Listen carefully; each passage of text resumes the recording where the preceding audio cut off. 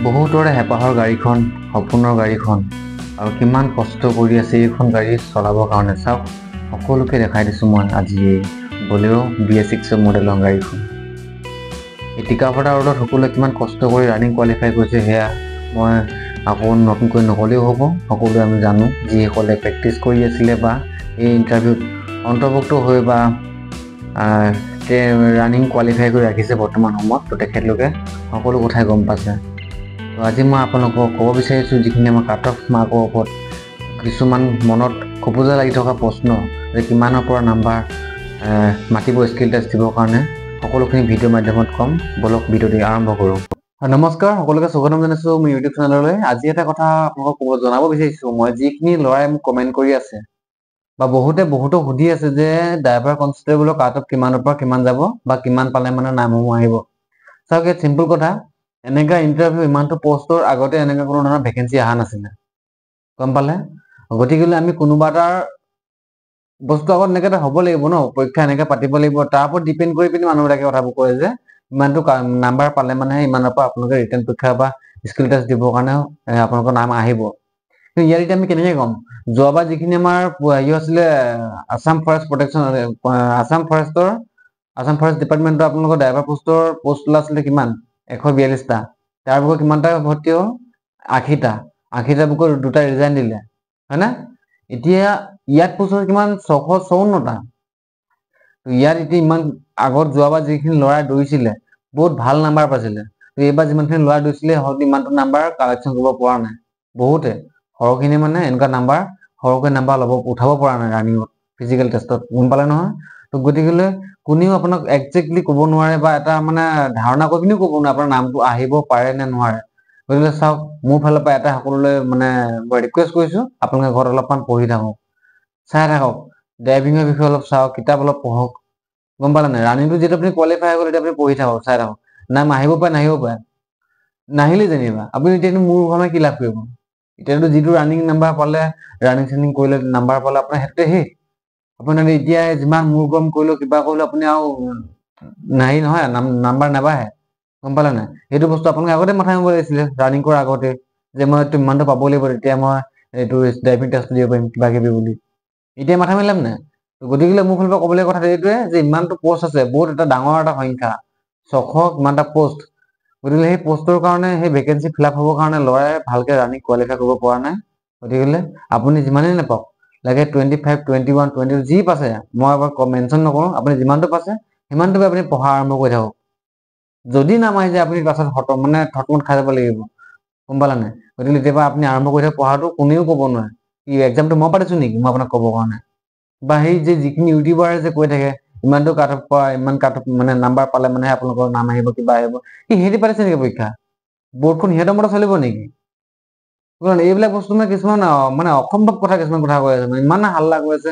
আপুনি যিমানটো নাম্বাৰ পাইছে আৰু, গম পালে নাই। যিমানটো নাম্বাৰ পাইছে, কোৱাৰ কাৰণে বেয়া নাপাব। মই যদি আপোনাক কৈ দিওঁ ডাইৰেক্টলি যে আপুনি বোলে 20 পাইছে, 20 পেমেণ্টটো কি নাম আহিব? নাম নাহে নহয়। তো এনেই বোলে হেৰি কৰি লাভ নাই, বাদ দে। তাৰপৰা দেখিছে বোলে 15 বা 20 দিনৰ পাছত দেখিছে ধুনীয়াকৈ এডমিট কাৰ্ড এখন আপোনাৰ আহি গৈছে, কি হ'ব? গতিকে সেইটোৱে মই কৈছোঁ যে আগত আৰু আহি আছে পষ্ট, ডিচেম্বৰ মাহত CM ছাৰে কৈছিলে, এইটো ভিডিঅ'টো শুনি লওক আপোনালোকে।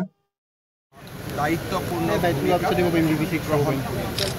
ইয়াৰ উপৰিও অহা বছৰ আমি চেষ্টা কৰিম আৰু 600 বন সুৰক্ষা বাহিনী নিযুক্তি দিয়াৰ বাবে, যাতে নিৰন্তৰ প্ৰতি বছৰে যুৱ শক্তি এই বন সুৰক্ষা বাহিনীত আগমন হৈ থাকে।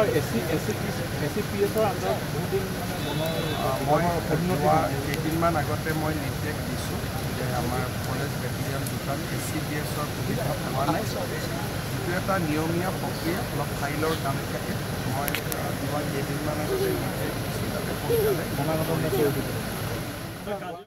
আচ্ছা, এইটো ভিডিঅ'টো গম পালে, যিহেতু যোৱাবাৰ আজি কিমান দিনৰ আগত সেই CM ছাৰেটো আমাৰ দেৰগাঁৱত কৈছিলে, মানে যেতিয়া নেকি আমাৰ আছাম ফৰেষ্ট প্ৰটেকশ্যন ফ'ৰ্চৰ 3rd বেটেলিয়নটো আপোনাৰ POP হৈছিলে, পাছিং পিৰিয়ড আউট হৈছিলে, সেই তাতে তেখেতে এইটো মিডিয়াসকলৰ আগত তেখেতে কৈছিলে মানে যে আৰু 600মান পোষ্ট অহা বছৰ, অৰ্থাৎ 2025 চনত আৰু 600মান পোষ্ট ফৰেষ্ট ডিপাৰ্টমেণ্টৰ আৰু মই এনেকৈ ওলাব বুলি কৈছিলে ন। তো তাৰ ভিতৰত আমিও এতিয়া সকলোৱে আশা কৰি আছোঁ যে পোষ্ট ওলাব, আৰু ওলোৱাটো হয়, ওলাব মানে মানুহ বহুত কম থাকে দেখাত, ভেকেঞ্চি আৰু বহুত খালী আছে। গতিকে আপোনালোকে এতিয়া যদি পঢ়ি থাকে একো লোকচান নহয়, আপোনালোকে এনেই চিন্তা কৰি নাথাকিব, মুঠতে আপুনি পঢ়ি থাকক। এটাই কথা মোৰ ফালৰ পৰা ক'ব গ'লে, 2 দিন ভালকৈ কিতাপৰ সৈতে বন্ধুত্ব পাতক। বাকী বন্ধুসমূহ এতিয়া এৰি দিয়ক।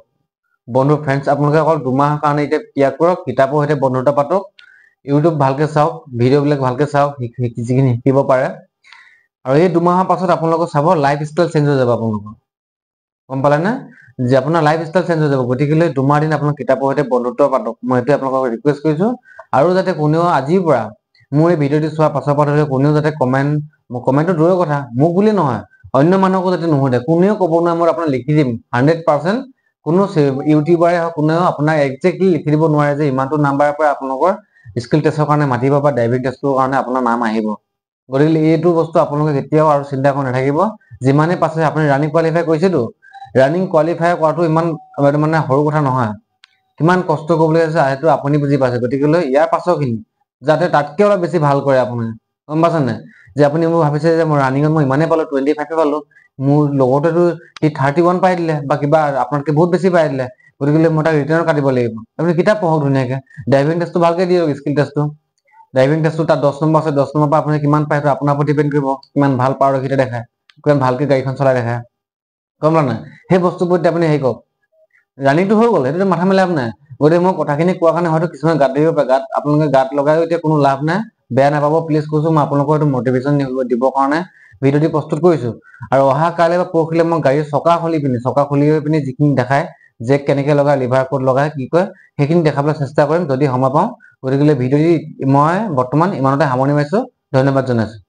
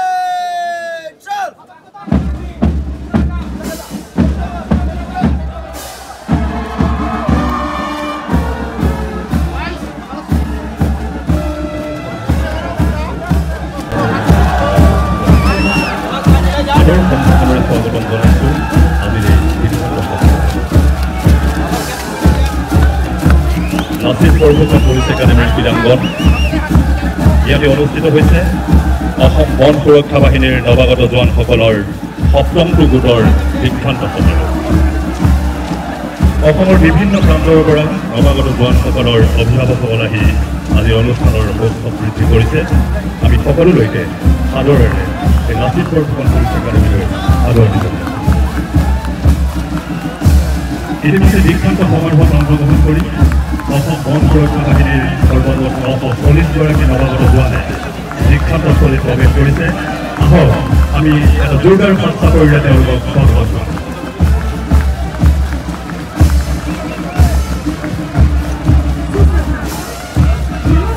दीक्षांत परेड समारोह में भाग लेने वाले जवानों के आदरणीय माता पिता एवं उनके परिवार, यहाँ उपस्थित सभी वरिष्ठ पुलिस अधिकारी और इस दीक्षांत परेड समारोह में भाग लेने वाले 7th बैच के असम फॉरेस्ट प्रोटेक्शन फोर्स के जवानों को हार्दिक शुभकामनाएं। 8 महीनों की कठोर परीक्षा के बाद आज वो घड़ी आ गई है जिसमें 940 आरसी मिलकर लेफ्टिनेंट पुलिस अकादमी के पवित्र परेड मैदान में अपना दीक्षांत परेड समारोह को संपन्न करने जा रहे हैं।